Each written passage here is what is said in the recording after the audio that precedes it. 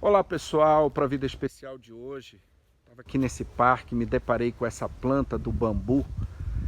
Às vezes costumamos até confundi-la com uma árvore, mas a verdade é que ela tem tanta sabedoria a nos ensinar, que eu resolvi nesse túnel do bambuzal trazer uma reflexão com 5 inspirações de ensinamentos para a nossa vida.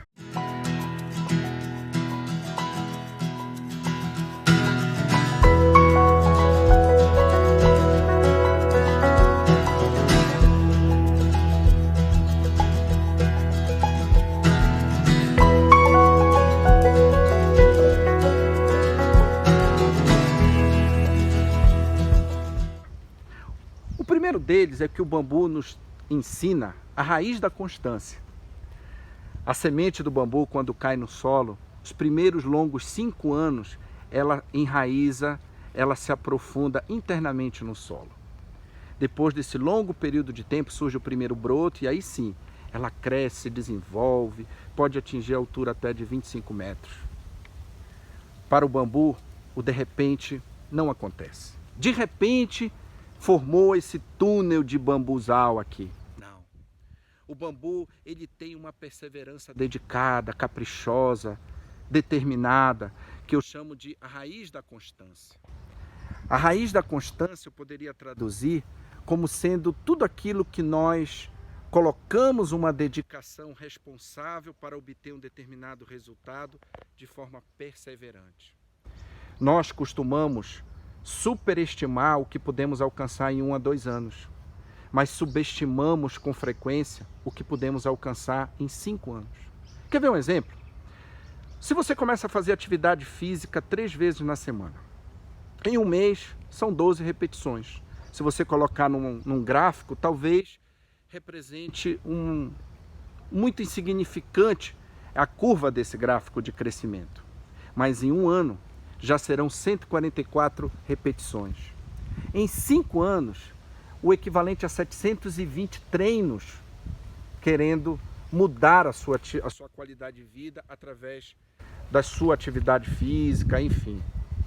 Às vezes as pessoas costumam dizer, de repente eu fiquei com 130 quilos. Ou comentam do outro, de repente ele chegou no sucesso. Mas não percebem a raiz da constância que levou aquela pessoa àquele determinado resultado. Muitas das vezes, aquilo que nós devemos fazer, nós não realizamos. Uma dica interessante seria transformar aquilo que nós devemos fazer em obrigação. Quando você transforma aquilo que você deve fazer em obrigação, você aumenta consideravelmente a chance daquilo acontecer, através da raiz da constância. O segundo aprendizado que eu tiro do bambu são os nós de crescimento. Você já percebeu que o bambu ele tem vários nozinhos ao longo da sua extensão? Isso me recorda que desde quando ele sai do solo, os primeiros 5 anos de desenvolvimento, cada nozinho desse que vai colocando para fora e ganhando as alturas na superfície, são nós de crescimento, de evolução, de avanço. Quantas das vezes na nossa vida nós nos deparamos com certas situações que nós dizemos assim, eu tenho que desatar esse nó, eu tenho que resolver essa dificuldade, esse problema, superar esse desafio. Encare cada situação como um aprendizado, um crescimento na sua vida. Não existe fracasso, existe nós de crescimento, de amadurecimento espiritual. E mesmo num tempo de muita provação, é um tempo de muita ação de graças, de muita gratidão, porque é um tempo de aprimoramento, de aperfeiçoamento, de evolução e de muitos nós de crescimento. A terceira sabedoria, inspiração que eu tive com o bambu é exatamente a sua inclinação. Tá vendo essa curvatura do bambu? É a inclinação devido à sua flexibilidade. O bambu nos ensina a ser humildes. Mesmo com esse tamanho todo que ele consegue atingir, ele não perde a capacidade de se inclinar. E a inclinação me remete ao humus, que é terra. Aponta para a terra, que é a nossa humildade. De nós sermos simples, reconhecermos nossos erros e fraquezas, limitações, as nossas falhas, quando nós prejudicamos alguém, buscarmos uma reconciliação com essa pessoa, sendo flexíveis, se inclinando a um pedido de perdão e também pedir perdão a Deus quando desagradamos a Ele.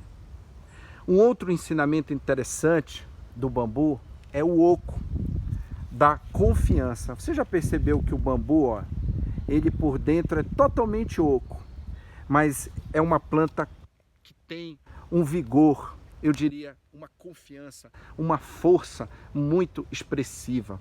Mas essa confiança, ela compreende, nós podemos trazer essa reflexão que dentro de nós é um vazio, é oco. Mas com a graça de Deus, nós somos instrumentos dele na vida das pessoas.